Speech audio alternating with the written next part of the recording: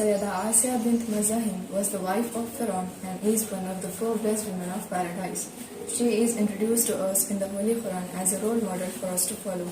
Allah Almighty states in Surah At-Tahrim, and God sets forth as an example to those who believe the wife of Pharaoh.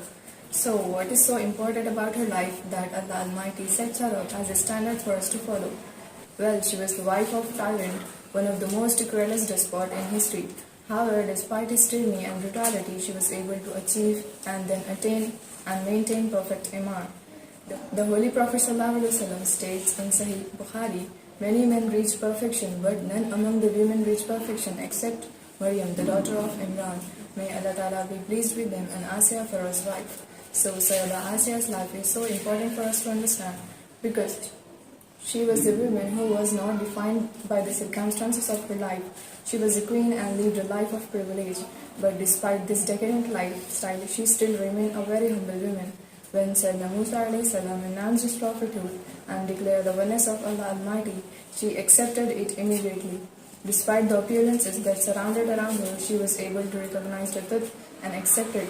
She was not defined by her husband and did not allow her circumstances to curtail the way that she lived. She lived with Pharaoh, who was one of the most cruelest men in history, and practiced her deen in secret. She was a constant witness to his tyranny, brutality, and oppression.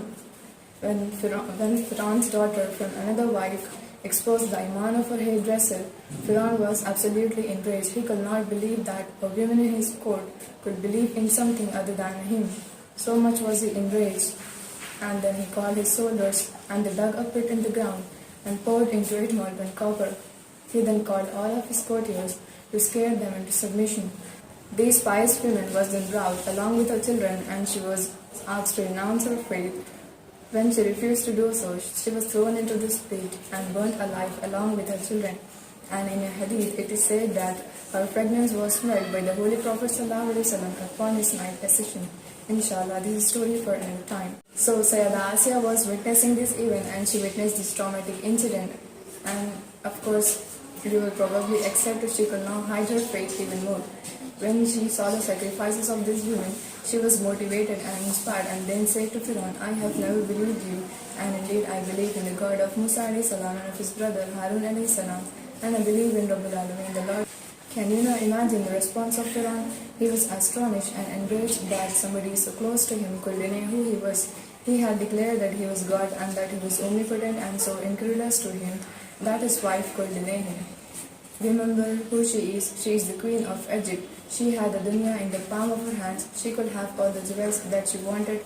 She could have all the beauties of the world, for they were at her feet. Yet when the time came, she was able to sacrifice everything for her deen and for the sake of her Lord. It is actually quite unimaginable what she gave up. Sayyida Aasiyah knew the cruelty of Pharaoh and could have kept her faith hidden.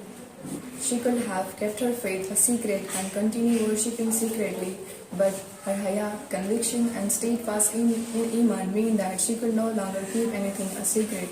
She knew that she was not only facing a death, but she was facing a torturous death. This is a woman to be revered, exalted, and admired. Look at the role model that we follow in society today, whether they are non-Muslims and Muslims, and compare them to this phenomenal and extraordinary women who had absolute conviction in her deen. So what happened to her? Well, she was taken to the desert, the hot and barren desert, and deprived of food and water. She was chained to some stones, and the soldiers of Pharaoh then began to torture her. After every torturous event, Pharaoh then came to her and asked, Am I your Lord? Am I God? She will reply, No, there is only one God. After each torturous event, he continued to test her, and she continued to say, There is only one God.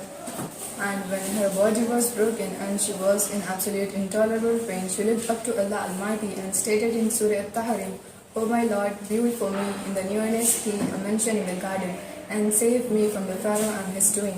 What a beautiful supplication. In the midst of that pain, she looked up and asked for a place in Jannah, but not only place in Jannah, but a place that is closest to Allah Almighty. This proves that she was never interested in the worldly affairs and the beauties of the world, neither interested in the beauties of the wonders of the Akhirah. All that she was interested was getting in near and in close proximity of her Lord and her Creator. Therefore, take some time today to remember these glorious and brave women.